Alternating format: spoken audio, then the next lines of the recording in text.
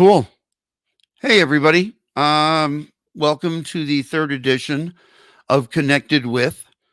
Today, my guest will be Jesper from Warm. He's going to be with us in a few minutes. But as usual, I just want to talk to you for a few minutes about what's happening out there. If you are on Clubhouse, which is, taking over the world, you know that there's a lot of discussion going on about what happens to media and technology when the pandemic is over. And a lot of discussion, rightly or wrongly, and I think wrongly, about the fact that when the pandemic is over, there won't be as many virtual music broadcasts. The film studios are going to be more difficult. I'm not the studios, the theater owners, the theater chains around the world are going to, be more difficult with the movie studios about making films available for home distribution. My opinion, and I would love to know your opinion, is that no, nothing's really going to change. There may be some reduction, but basically, a lot of bad things came out of the pandemic in the live music industry and in theaters and in Broadway. Everything shut down. A lot of people have been out of work. But I think that things that should have happened years ago have ended up being fast tracked. So day and date release of movies with theaters that are still open in some parts of the world, in some parts of the U.S. That's not going to go away. We've seen that people have an appetite, and we knew it was there, but there'll be an appetite for, do I want to go to the AMC Theater or the Odeon in London and see a movie, or do I just want to watch it at home tonight with a bunch of friends? That's going to continue. As music clubs and theaters and arenas, I don't know about stadiums or festivals, as those things start to open up again, we're going to be in a situation, I strongly believe, that we're not going to be able to open at full capacity unless you live in Texas or Mississippi. And so if you had a club that holds 750 people, they're probably going to, let 200 people come in, and there'll be all kinds of, make sure that you've sanitized and you're wearing a mask and that you're healthy and all these things. The only way that live is going to return to economics that makes sense is through continuing to do these webcasts of shows. So you may go to, for instance, the Roxy here in Los Angeles or the Whiskey, and instead of there being 500 people in the room, there may be 200 in the room, and there'll be another 1,000 people watching it at home, watching it remotely, either geofenced, so the show is just, available to people ideally in LA, or available globally. And these shows will be the difference. I'm opening my first soda of the day. I'm trying to get Dr. Pepper as a sponsor. I don't know if it'll work. These shows will be available either geofenced or a wider area. And that's going to make the difference whether these shows make money or not.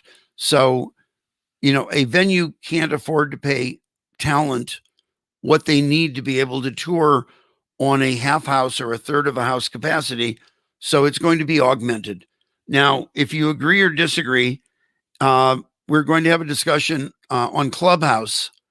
I have a room that started 2 weeks ago called connecTed, same as the show. And I'd love you to join me at 1:00. And Jesper's going to be there for a bit to talk about what's going on and where everything is progressing. We also have situations with releases of music, when music is coming out, how people promote themselves. We've been basically a captive audience for 15 months. There's a lot of concern by artists of whether they're going to, when people can go out and go wherever they want, is the attention going to go away from listening to music at home, watching things, Netflix, all this stuff. Again, I believe strongly that people have gotten the experience that we all thought was going to happen a while ago. and that we have to realize that it's going to be both. There are shows you want to go to, there are shows you'll want to stream, there's music you're going to listen to on Spotify. Hopefully there's a park across the street from where we live. There'll be musicians playing in the park. It's not going to be an either or. It's not going to be a return to what was normal. It's going to be a new normal. And it's going to take, again, I believe, a minimum of 18 months to get to anything that feels like normal. Hopefully, after everyone's vaccinated, we're at 38 or 40% right now here in the US. When we get up to 70, 80%, which they say is the tipping point, maybe this particular tragedy, this pandemic, will not be an issue a year from now. But it's not like we're not going to go, turn a switch back on. I heard last night in the room that John Cesaro, who's here with me, making everything happen, we heard in the room that, a bunch of festivals that were previously announced as possibly coming back in September are not going to come back this year. So think about whatever the new normal is, it's not even going to approach that new normal until after the 1st of next year. And it's going to take probably the whole year to evolve into something that feels like, quote, the good old days. It's an interesting time. If you're in media, if you're in technology, if you're an artist, if you're a filmmaker, the chance to have people experience what you do, use your technology, has never been better. And they're not. It's only going to get better. For my friends who are tour managers, promoters, agents, venue owners, there is, we will come out of this storm, but it really is going to be different. It's not going to be, oh, well, that sucked, but look, back to normal. 4 years ago, at the same time that I met John Cesaro and first discussed joining Media Tech Ventures, I also was lucky enough to meet Jesper, who had just started Warm, and he's going to be with us in a moment here. We've stayed friends for the last 4 years, through the magic of Facebook and LinkedIn and now Clubhouse. But I want to bring him on now. So John, if you could bring Jesper in, want to talk about, and there we are. Hi, Jed. Hi, good to see you.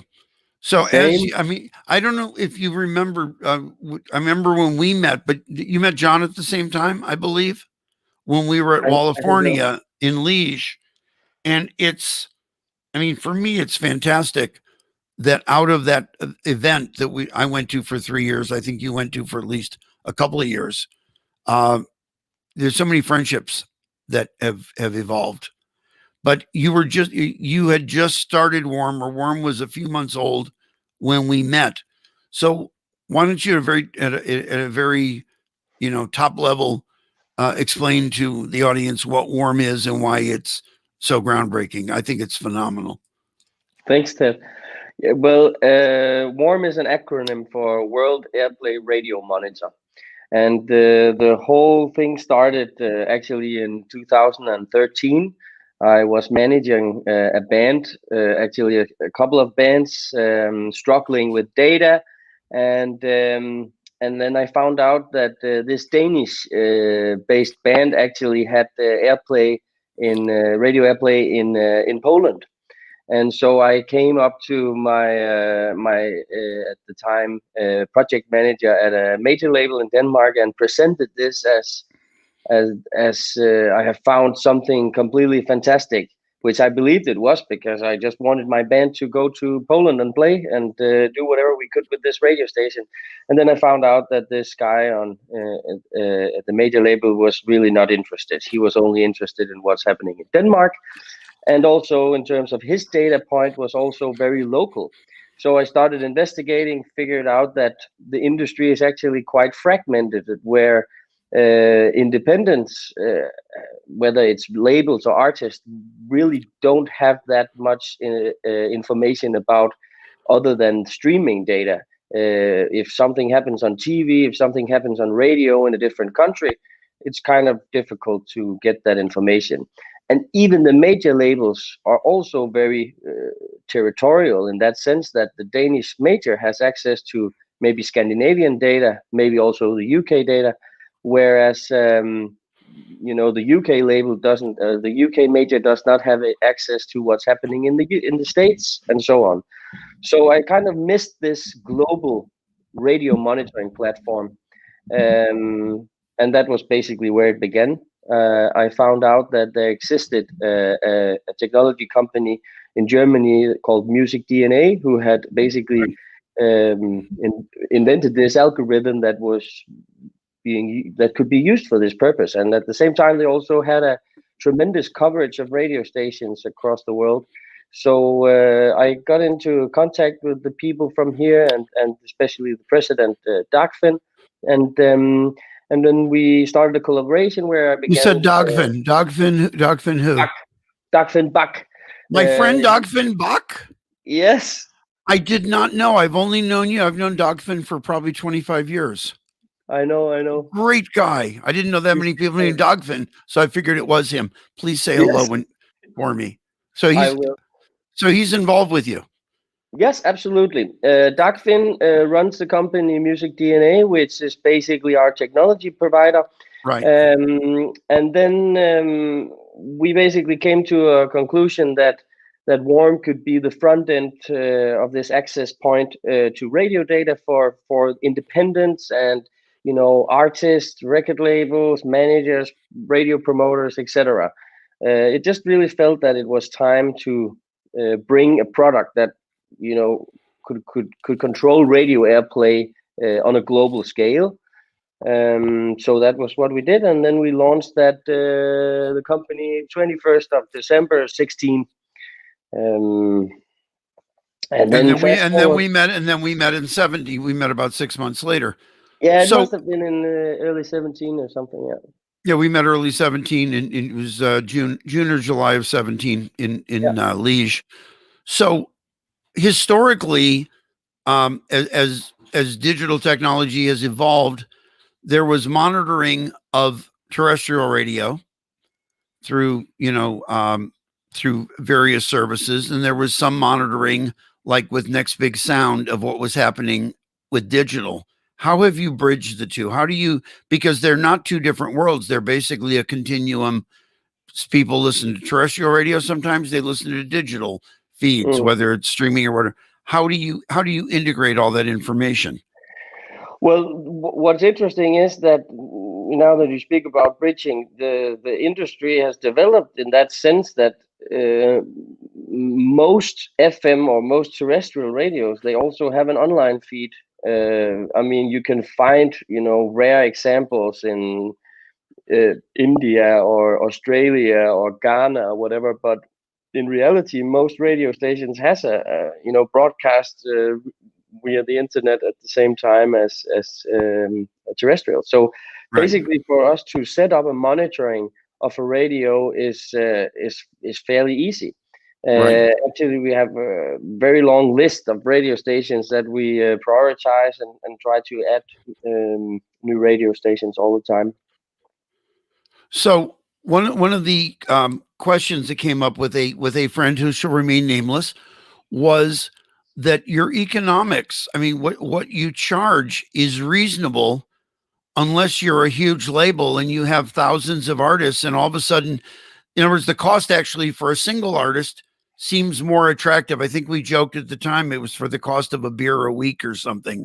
Instead of drinking, I remember talking to you about this. You got my back there, Ted. That was exactly what you said when I pitched in California, and there was a person, I believe it was an investor, and he said, "But this is so expensive." And then you stood up, had my back, and said, "What do you mean? It's the price of a beer." Talk to somebody in the bar and have the girl, have a girl buy you the beer. And invest, somebody will buy you a drink, whoever it is, a fan will buy you the drink, put that money aside and pay for it. But the question that I got back from someone who has a large size independent label said that it becomes cost prohibitive to do it across 100 artists a week, a month, whatever the metric is now. Have you looked at how? I mean, you obviously would love, the Universal Musics of the world. Is there pushback when they're saying we're tracking, 500 artists this month?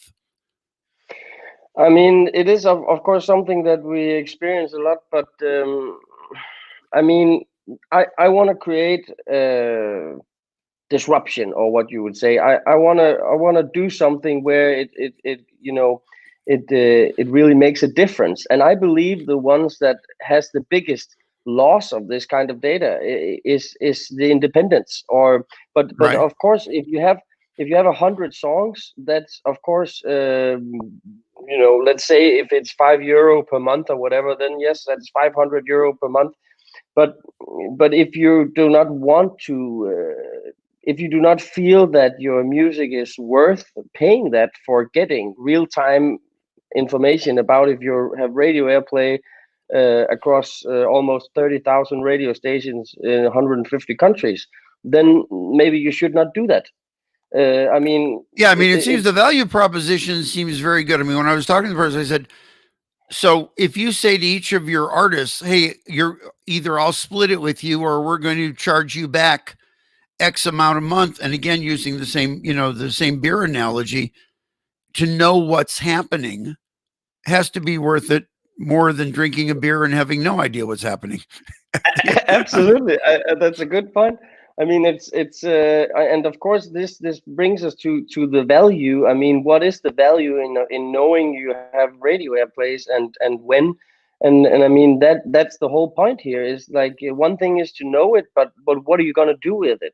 And if you're just looking at it, then I can understand that it's probably not worth it. But if you use it as evidence to support your royalty claims, if you use it actively to reach out to the radio stations and connect with them and establish relationships, if you use it in a more looking at different data sources and comparing and figuring out where we should go touring, maybe not so much now, but eventually, then I think that it's very, very cheap, actually. It is. So But let me ask you this. I mean, I break data down usually into two categories. There's some data that's just informative, and there's other data that's actionable. And when you touched on the touring aspect, to know where you need some more bright. There you go. yeah, sorry, Uh, my bad. you got very, it was warm and dark. Yeah. It, to know where you're going to tour, to know what to inform where you might want to, increase social media spend, whatever that is, that's actionable. And that, I believe, that's money well spent. You're now, 4 years into being live and 5 years into creating the product. Do you still get, besides the financial aspect, are there still non-believers, or have you pretty much converted humanity?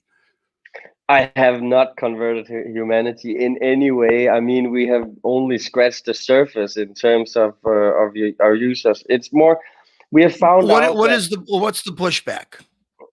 Other than I think financial, what would the pushback be of, here, we're going to let you know what's happening on a global basis? It seems like a very simple value proposition to me.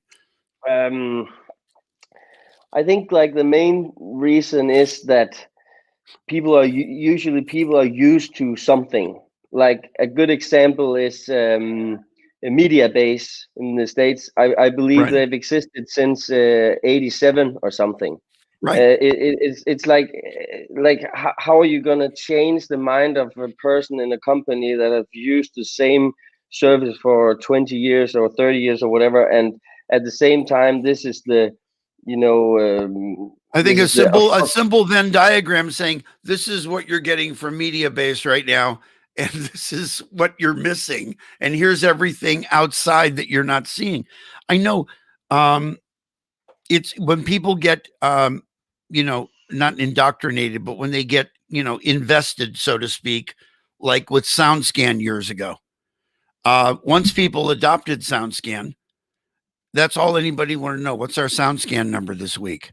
As opposed to impressions, as opposed to whatever it was, how many CDs or albums or whatever vinyl have we sold this week? And it became something that you understand to get them to switch. If you're giving them, you know, I'm not going to put a number on it, but let's just say a half a dozen more data points, then basically it's almost like a low res photo of something and a very high res photo of something. And Yeah, media base and sound scan for currently, for me, in terms of what's happening in the world, are low res. You're getting, it looks good on your phone in a small screen, but when you blow it up and look at what's the picture, it's pretty pixelated. You're not getting the detail that you need. I So, agree. so I think it's yeah. But I mean, it's. I mean, for me, it is obvious to use, warm or something similar. But I mean, that was also the main reason why I wanted to make this as a company, because I thought it was a no-brainer. But I just have to say that the industry is very fragmented, and people have a lot of opinions about how they should do things or what they're used to doing. And I would say people in the states, or at least like, let's call them boomers, maybe right. in the states, can be quite difficult to convince. Also, because if I try to sell them, the idea of what about you can have global access to your data.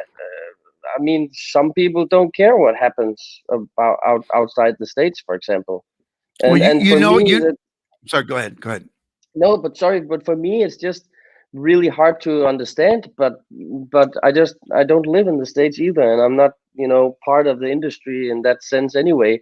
So I mean, what we do different probably is that we try and work with educations, like for example, professor at Berkeley.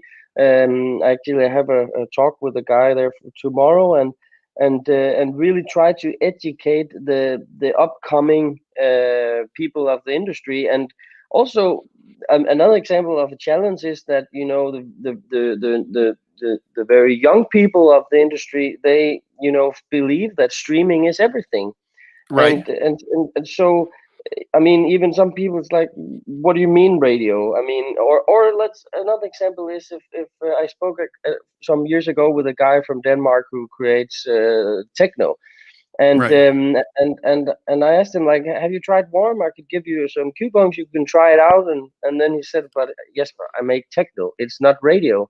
And I'm like, yes, if you're used to, let's say, the older data, but we provide, we monitor lots of electronic radio stations. What do you think they play in Ibiza Underground, or Right. Radio Sonica, or whatever? And that also brought me to the concept that the music, or let's say the music consumption culture or the radio culture, is completely different from country to country.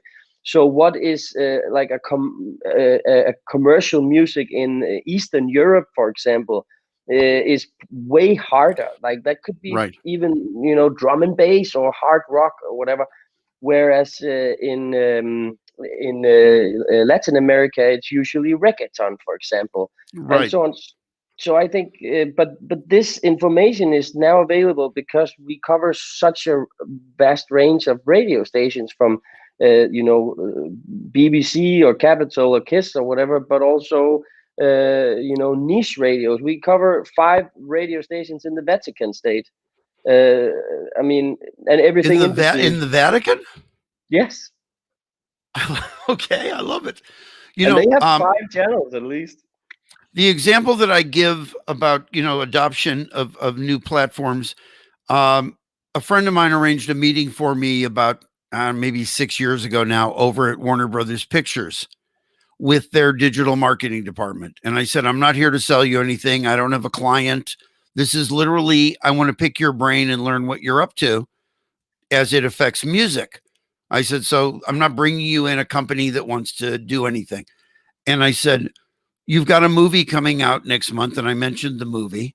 And I said, what are you using social media wise? Now, this is 6 years ago. What are you using to promote the movie? And they said Facebook and Twitter. I said, yes, I know. Of course, you're using Facebook and Twitter, but what else? And they said, no, that's it. And I said, but there's, and I named Instagram had just started, Snapchat had been launched. We didn't there wasn't I forget, there were a few things that didn't exist then, and I went, why not why not Snapchat, why not whatever? And they went, because our bosses all have kids, and our And bosses know from their kids Twitter and Facebook. yeah, And so when we're saying we're doing a digital campaign and we're doing it on Twitter and Facebook, they go, oh, that's cool, my kids are on Twitter and Facebook. And when we mention something like Snapchat, maybe some of their kids know about. They basically said, we go with what's comfortable for the people that we work for. And when we try and get them out of that comfort zone, it's going to be an education process to later explain to them why Instagram might become more important than Facebook, which it has happened. Snapchat, not so much. And now we have things like TikTok and Triller and all these other things. But it was interesting that their hesitancy to get out of their comfort zone wasn't getting out of their own comfort zone. It was getting out of their bosses' comfort zones. yes. So, I mean, so when you're dealing with a situation of, we're happy with Mediabase, we're happy with SoundScan, we're happy with Nielsen, something from Nielsen. Have you thought about, and you may want to answer or not answer, partnering with somebody that has, partnering with not maybe Mediabase, but a competitor to say, here's how much more we bring to the picture. Let's work together on this. I would not say that I have considered it. No, actually, but maybe I should. But to be honest, I mean, I know what we bring to the table is valuable, and for me, it's just about figuring out how to explain this to the target group that works for us, and right. I don't have to have the major labels on board to run a successful company, because I mean, we grow every month, and we can see that it's new radio promoters coming on board, because they of course want to give the best possible data sets back to their clients, because that's what they're paying them for. So it's kind of obvious. And if the manager has it, he's going to ask the label why they don't have it, and the artist, if he has it, he's going to ask his manager why they don't have it, etc. Right. So So what are I some think of who are your biggest fans right now? Artists that you've worked with that have gone, I was able to book a much more successful. I mean, when you point to case studies or successful outcomes, who are your major your major fans?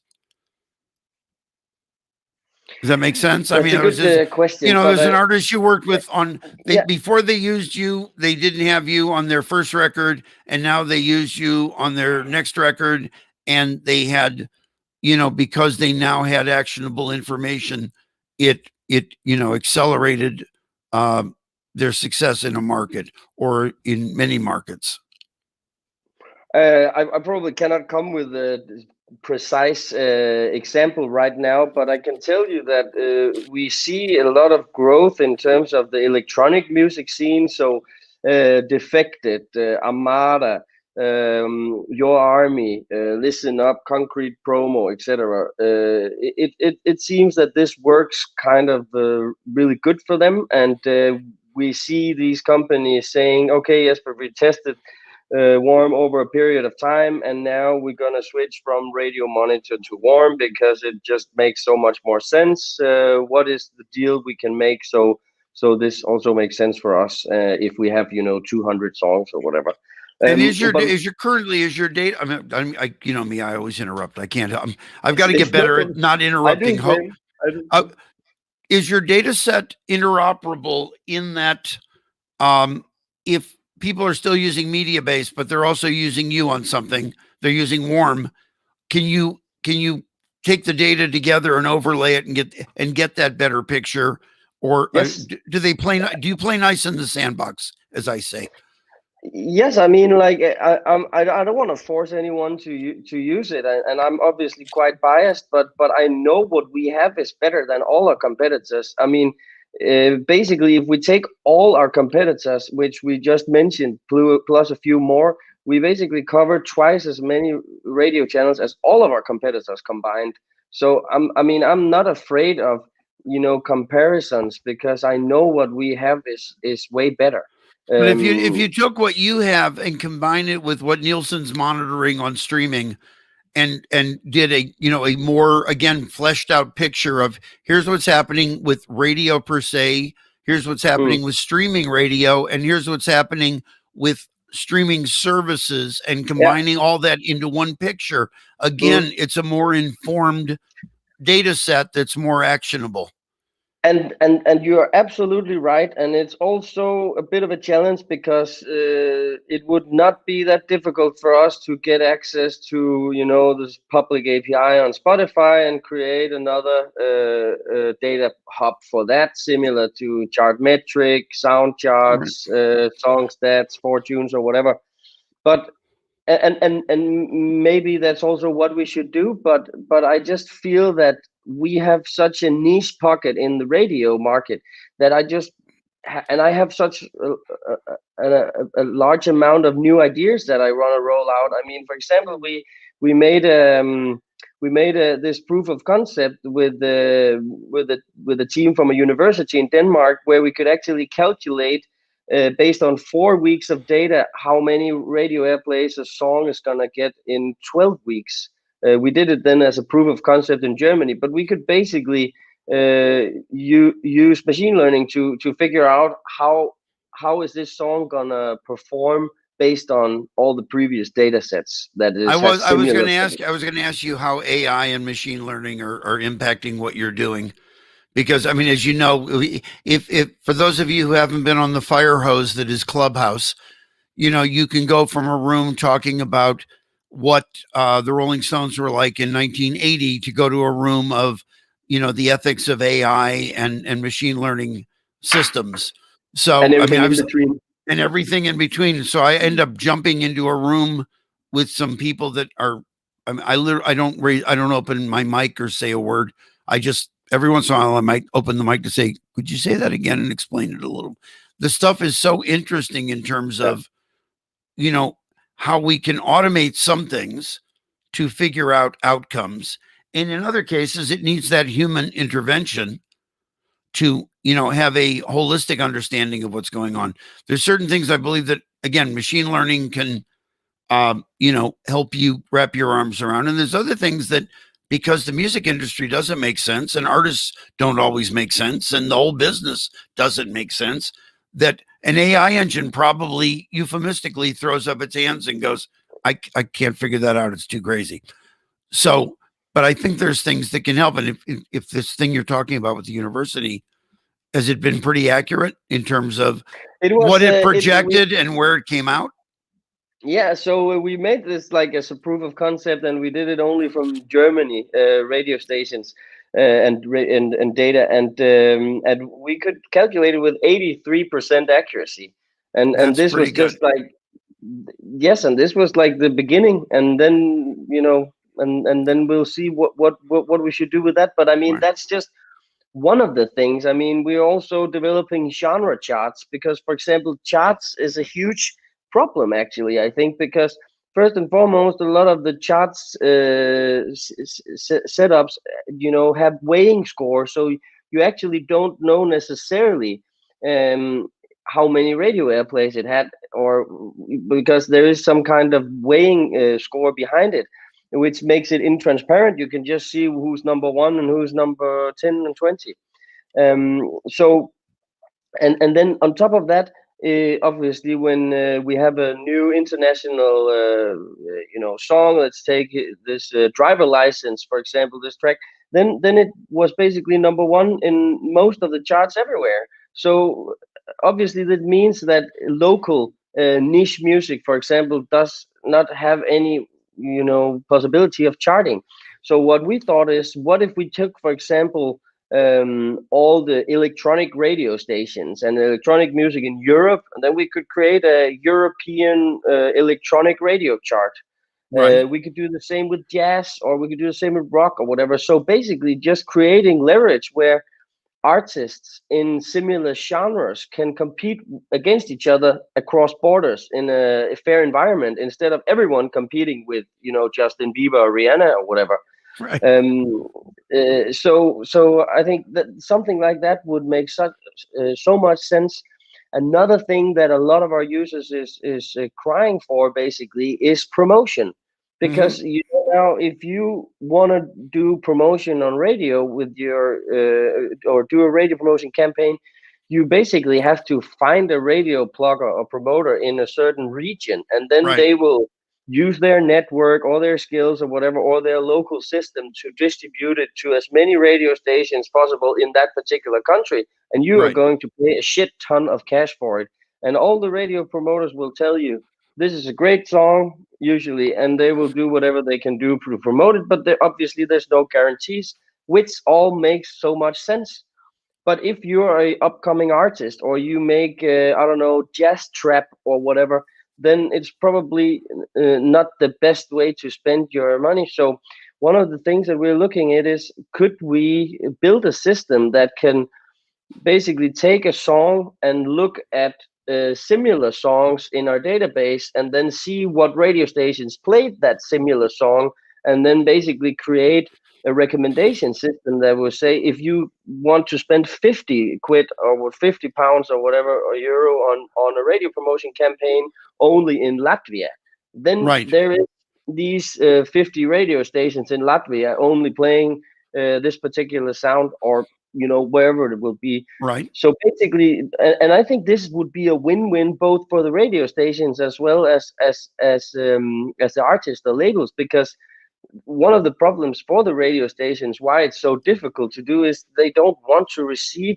10,000 songs every day, and as we see with Spotify, it's only increasing the amount of songs released. So Somebody said radio yesterday was 60,000 a day. Yes, it's crazy. And then like 6 months ago it was 50,000, and about a year ago it was 20,000. Exactly. It's crazy. But I mean, it's also, we can also see that with the amount of distributors and aggregators and new ways of new business models in terms of how distributors works. Right. Um, but in any case, I just feel that especially around how to get your music on radio is actually quite difficult, and it's either you have a shit ton of money or a major label in your back that will finance this, or you have to try and do it yourself. Right. And Now let then me at the ask same you. I'm sorry. Go but ahead. Finish, and I have a couple more questions for you that are yeah, yeah, more then like obviously and then good. obviously people want to have their music on the largest channels, which may also Right. make sense. But this is where you have to compete with the biggest the biggest record labels and the biggest artists. So my recommendation is also to basically try and find radio stations that match the artist size and the genre, and personalize it, instead of just everyone wanting to have plays on Capital, because Exactly. there is only So 24 hours a day. right. So let me ask you, what else? I'm not talking about competitors or other things, but what else in the music tech space? What are some of the apps that you think are doing a good job, or what are some of the services or platforms that you think are getting it right now?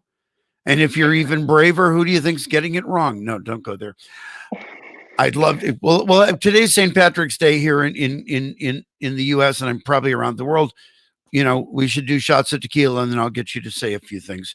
But I think it must be whiskey then, right? yeah, so who do you admire? Who do you admire? That I mean, what things do you think? Wow, that's pretty cool. I mean, I think there's a lot of things that are pretty cool. I really like the song stats platform. I don't know if you've seen, but it's basically similar as Chartmetric and Sound Charts, etc. Right, But I feel that they have a really nice way of, both in terms of the business model, you pay per artist, which is kind of a low price, and the whole layout, dashboard, and interaction, the design, the UX. I think it's really really cool. And then the guys behind it also have 1001 track list, which is a pretty cool platform for discovering electronic music and seeing DJ sets, etc. So I think that's pretty cool. I also like Amuse. I mean, it's not that sexy. It's Right. a distributor, but I feel they're really doing a good job. I also really like the design and how everything is working. And like in a lot of ways, they are almost beating major labels with certain artists. So Right. I think they're doing a really good job. But I think these are the ones that I would highlight on top of mind. Okay. It would be So, easy to talk about blockchain or whatever, but I have yet to see I have yet to see any of them really succeed. I mean, the times we've met, for example, from California to Canada or right. South by Southwest, it's the last 3 4 years at least, 17, 18-ish, it was very much about blockchain, blockchain, blockchain. Everyone had a blockchain company and was going to solve the music industry's puzzle about metadata. And right, like if we look back now, there aren't many of them left. And I think part of the reason is that it's still too complex to solve. And if you don't have the majors on your side, it's gonna be almost impossible. Right. And at And the same time, there's also a certain, and I don't think it, everybody talks about conspiracy theory and the evil record companies. I don't think it's the word nefarious. It's not an evil thing, but we have a business that historically has not been transparent in terms of yes, revenue flow. And when you get into conversations about whether it's blockchain or another, an independent platform, if you look at, for instance, Cobalt Publishing, Cobalt basically upended the publishing business, where normally if you were an artist in Germany signed to, or not, let's say, no, you were an artist in the US, a songwriter signed to Warner Chappell. Your music is getting played in Germany, it's selling in Germany. Warner Chappell in Germany would collect money, and they would take a processing fee for collecting your money. They would then send it to London and collect money for sending it to the European headquarters. They would then send it to New York and send it to the world. So there were like basic, and I'm giving an example. It may not be totally accurate, but you could end up with 3 or 4 deductions from your royalty stream for it just being passed on. yes, Cobalt said, we're only going to take one fee worldwide, one time, for collecting in a particular time period. The publishers, when Willard launched in 2001, 2002, all said, this will never succeed. And Cobalt just kept getting bigger and bigger and bigger, because the increased it's maybe not 100% transparent, but it's a lot more transparent than was ever offered before. So as we get into whether it's blockchain or it's rights exchange systems where third parties are monitoring your royalty stream, it's going to get better. But there is a resistance to, what's wrong with the old system? We pay you, every once in a while, and and you're famous. Look, you're on the cover of People magazine. What do you want? So we're going to what get more do to you a, want, what more do we you also want? You're want some famous, and money. you bought your parents a house. So shut up. Uh, Yeah. but we'll get there. I mean, I joke that between blockchain and CBD, from cannabis, that my elbow hurts. If I put some CBD blockchain cream on my elbow, it should feel better, because blockchain and CBD cure everything. So it'll be interesting, the whole thing with NFTs that we're seeing right now. That I Absolutely. literally heard someone say yesterday that NFTs weren't part of the future of music, that they were totally, everything is going to go to, into digital token publication. Not, you never have to release a song again. You'll just generate an NFT, and that will be your creative output and your commercial exploitation of music. Every time I there's one of these bright shiny objects, it's not the future. It now is a part of what the future might be. in my It's so interesting to see, and I think we have only barely scratched the surface of the potential. So it's going to be super interesting to see where this will take us in 2-3 years. And it seems it's so much more actionable than just talking about blockchain solving the music industry. This is an actual thing that people have already started using. I saw Aphex Twin had just used it for artwork or whatever, and I saw a few other electronic music artists. And maybe this is where it starts, because the electronic artists are already like working in computers with right. so maybe it makes a lot of sense that this is where it will begin. But actually, just what you mentioned before with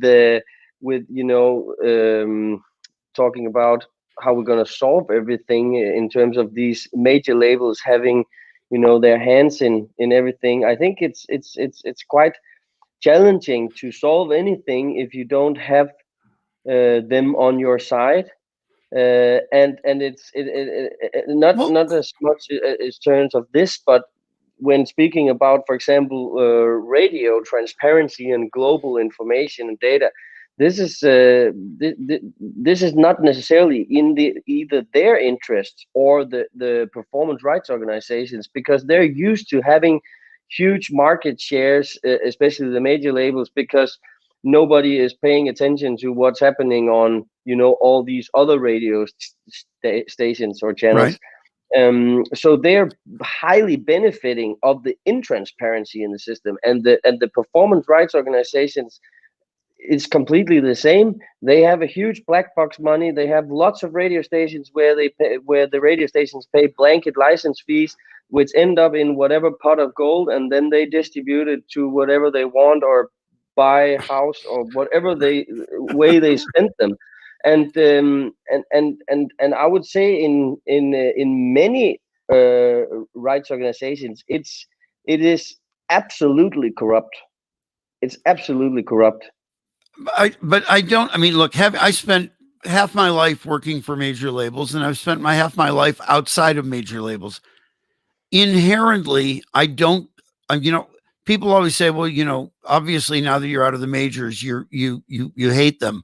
And I went, "No, there are a lot of great people that work at major labels. Absolutely. There's a lot of people that music that we love was made possible because someone at that major label went to a club at 2 a.m. and heard that band."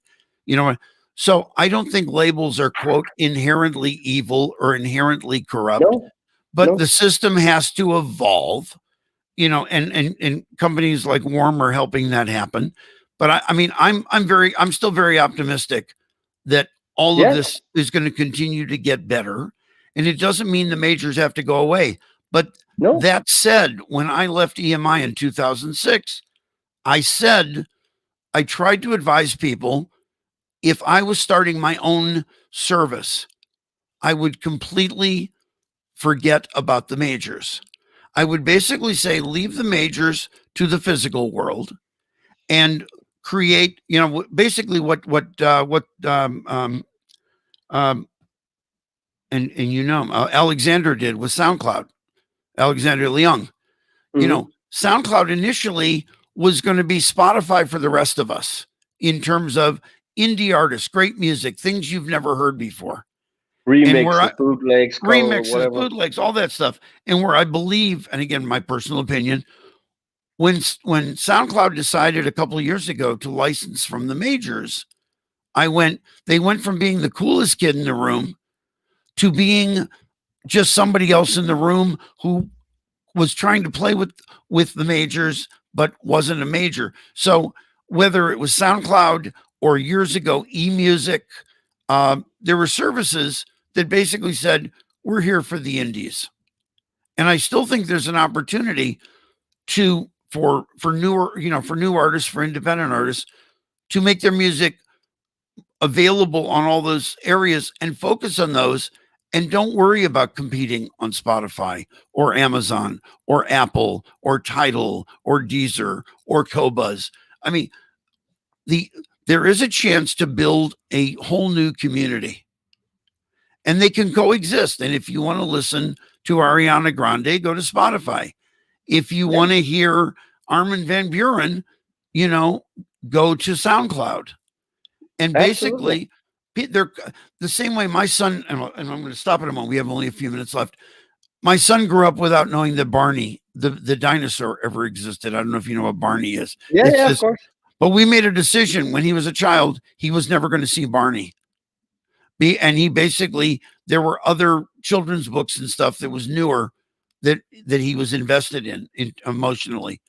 Mm. I would imagine there are some kids that have grown up only knowing the original SoundCloud, only knowing, some of the indie services that I don't even know all of them. And I Mm. think there's an opportunity for artists to flourish there. The same way that you were saying, and I just want to use this as a closing point. You were talking about doing an EDM chart, and that those artists, if you did a Spotify chart or you did a Capital One radio, Capital Radio chart, they wouldn't even show up. But when you Exactly. look at, but when you focus on, here's how they rank in the EDM world. You're bringing focus to somebody, to a genre that sometimes is lost in the Justin Bieber or Ariana Grande world. So Yes. you get the closing words on this segment. I'm going to set you free because otherwise we'll go 20 minutes over and John will beat me. I'm terrible to stay on a clock here. Well, what is your predictions in terms of where things for you are going and where the whole, where everything's going to you? Your crystal ball prediction.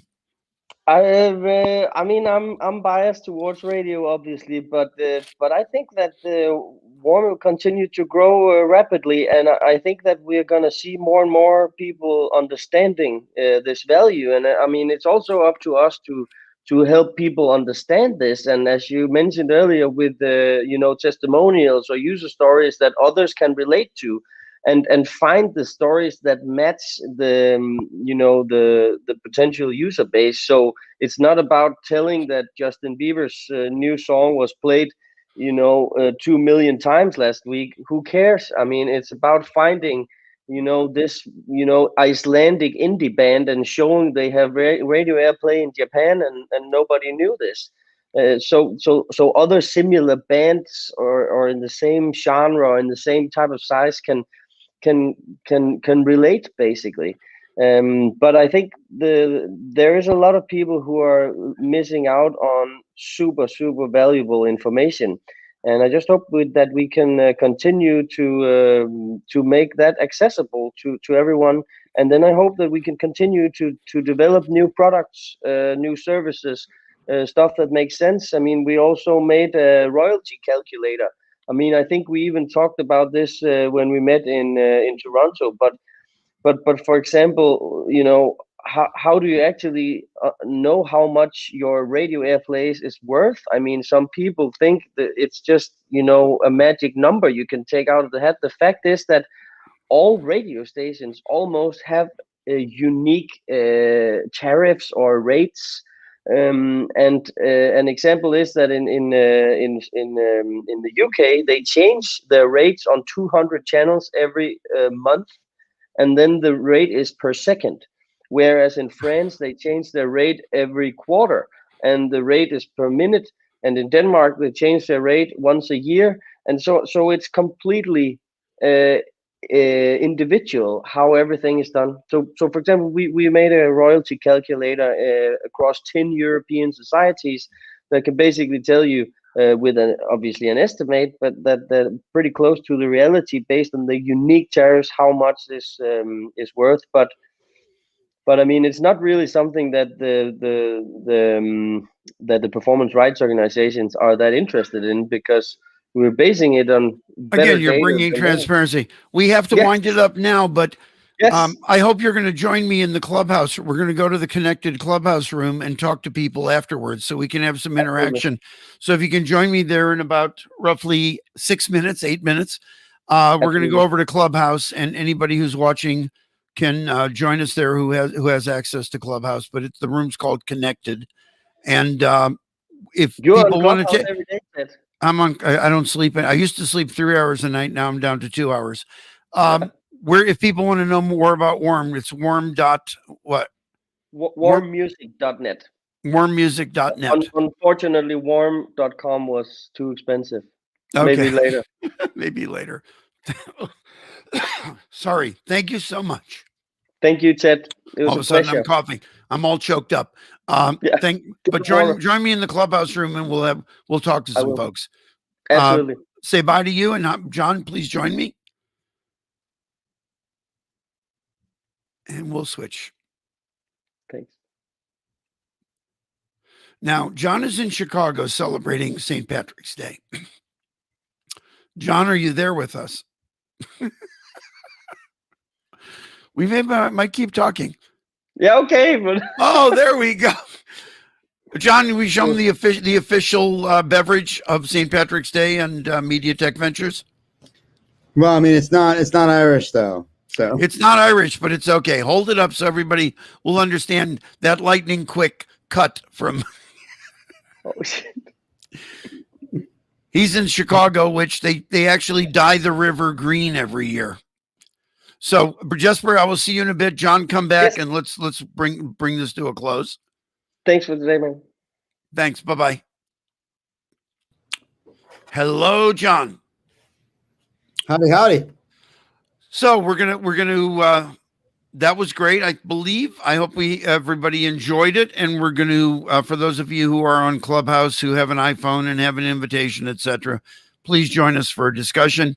We also are doing a session on Fridays at noon, Media Tech Ventures. And so there's a Media Tech room at noon, West Coast time, that John will be in, and he should have recovered from today.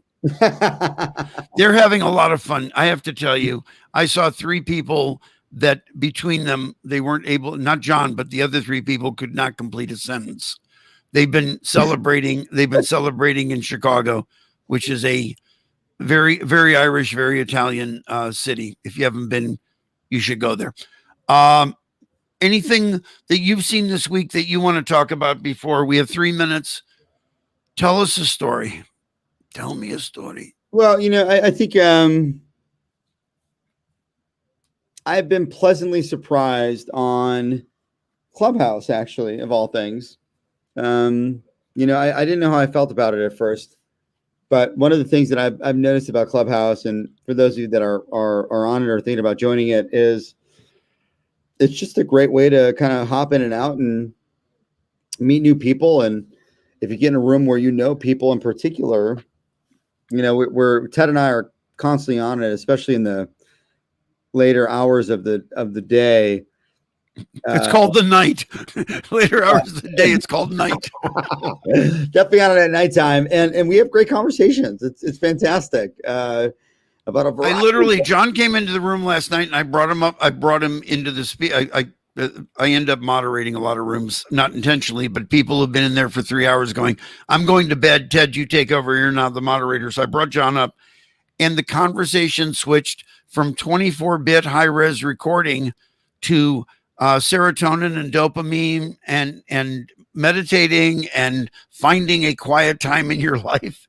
And it was interesting because seriously, the conversation was just as fascinating talking about that as it was, learning that there are certain frequencies that we don't hear, but that our brain, I don't know if you were in that part of it where Vaughn was talking about, you don't hear these frequencies, but we can show you on an EEG that your brain lit up when it hit, when a song hit a certain frequency. So we're going through all that, and then we go into the transition, and John was talking about how to find inner peace, which I still keep looking for. How to find inner peace. Well, I'm a big fan of transcendental meditation, but he is. And then I sent him a text that says, got 5 minutes, and there goes all the meditating. Well, no, it's not. Maybe for some people, but not me. I think what I like about Clubhouse is you get a lot of people from a variety of backgrounds, and there's just a lot to talk about and digest and conversations, and it kind of if anybody's been to conferences and they meet a random group of people or somebody pulls them into a conversation. It's kind of like that, right? Where you're at a conference and you see somebody that you know, but they're talking to other people, and suddenly you're in this group of individuals and you're having a conversation. It's kind of what Clubhouse is. Yeah. And you don't know where the conversation is going to go. And in spite of the room, maybe focus or whatever it is that you join, it's not always what the conversation's about. And it goes a lot of different places. And you get a lot of, what I've seen anyway, because I've read a lot about some of just how Clubhouse brings out some of the worst people from that shark mentality, right? Yeah. But my experience so far has just been incredibly fruitful conversations, and you just got to be wise enough to know the difference, I suppose. Right. Like people. So we've hit the 1 o'clock hour. We are going to transition over to the Clubhouse room, connected. Already Jesper's in there, and a few other people have joined. If you have any ideas, join us in the room, but otherwise you can send me an email at ted@mediatech.ventures, or find me on I don't sleep much. If you have ideas or points you want to discuss or whatever, but we're going to sign off for now. We'll announce next week who the next guest is. I'm waiting for one. There's two people that are both deciding if they're available, and both of them are phenomenal, but I don't want to out them until they say yes. Well, we're here every week, folks. Come check it out. We're eventually going to be launching the podcast so you can listen to it. The conversations are always fruitful, meaningful, and keep coming back. That's one of the beautiful things about doing what we do. And if you want to hop in a Clubhouse, do it. If you don't have a Clubhouse account, message somebody from our team at Media Tech Ventures, and we can shoot you an invite. Okay. Thanks so much, and bye-bye, and we'll see you. Next time is going to be in 2 weeks, and after that, it's going to be weekly. So thanks so much. Thanks, John, as always. And now I'm jumping to the room. Bye. Ciao.